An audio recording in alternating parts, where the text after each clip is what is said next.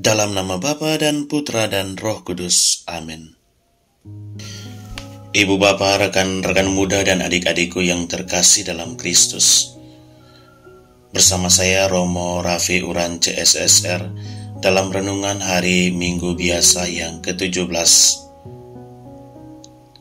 Bacaan-bacaan yang kita dengarkan pada hari Minggu Biasa yang ke-17 ini banyak berbicara soal harta yang paling berharga yang dapat membawa sukacita dalam kehidupan kita.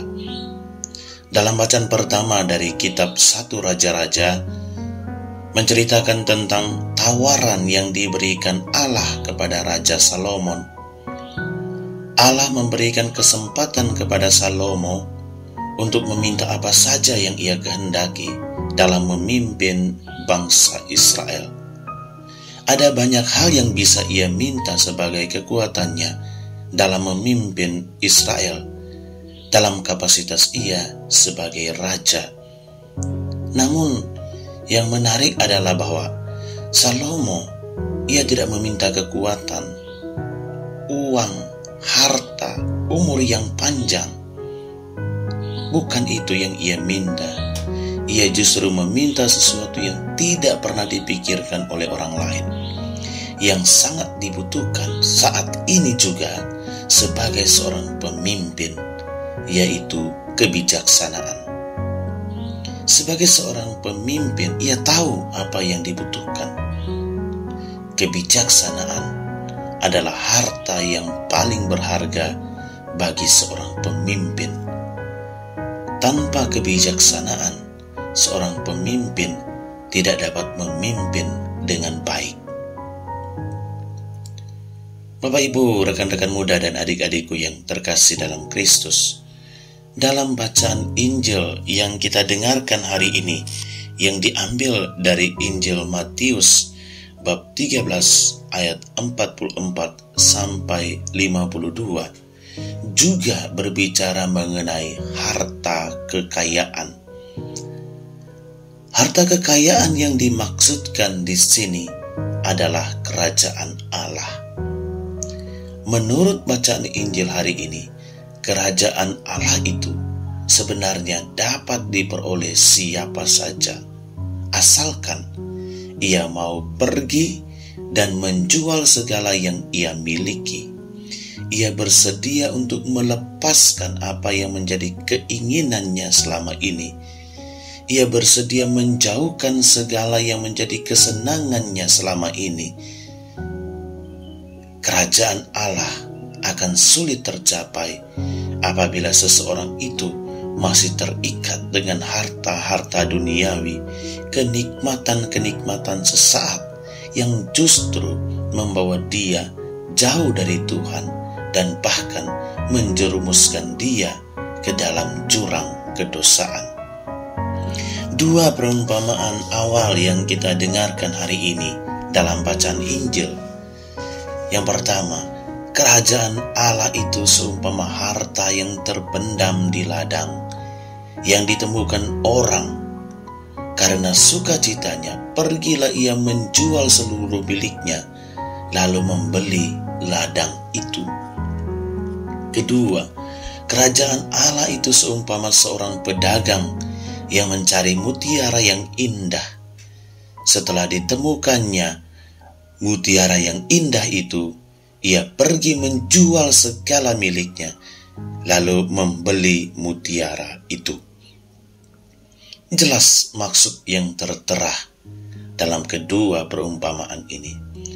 Kita harus bersedia menjual, melepas, menanggalkan segala yang mengikat kita, segala yang menjadi kenikmatan sesaat kita. Jual semua itu, lepaskan semua itu, yaitu keegoisan, kesombongan, kemunafikan, sikap hedonis, ketidakjujuran, penindasan, tindakan intimidasi, kebohongan, dan lain sebagainya yang bersifat negatif. Tanggalkan semua itu. Maka kerajaan Allah akan menjadi milik kita. Selama kita masih melekat dengan hal-hal demikian, kenikmatan yang kita miliki adalah kenikmatan semu yang akan membawa kita menjauh dari kerajaan Allah itu sendiri. Ibu bapak, rekan-rekan muda dan adik-adikku yang terkasih dalam Kristus, harta kekayaan memang diperlukan dalam mempertahankan hidup di dunia ini. Namun yang dibutuhkan di sini adalah kebijaksanaan dalam menggunakan harta kekayaan itu. Harta kekayaan tidak selamanya uang. Harta kekayaan bisa berupa kecerdasan, bakat, kemampuan. Gunakanlah dengan bijak harta kekayaan kita masing-masing itu. Jangan menggunakan harta kekayaan untuk menindas, untuk menyombongkan diri, untuk meremehkan orang lain, untuk mencari kenikmatan duniawi sesaat. Selain itu, ibu bapak, rekan-rekan muda dan adik-adikku yang terkasih, ada satu harta yang tidak kalah berharganya yang sering kita ucapkan, yaitu keluargaku. Keluarga adalah harta terindah. Keluarga adalah istana termegah. Mutiara yang paling berharga adalah keluarga. Keluarga bahagia, keluarga yang dekat dengan kerajaan Allah.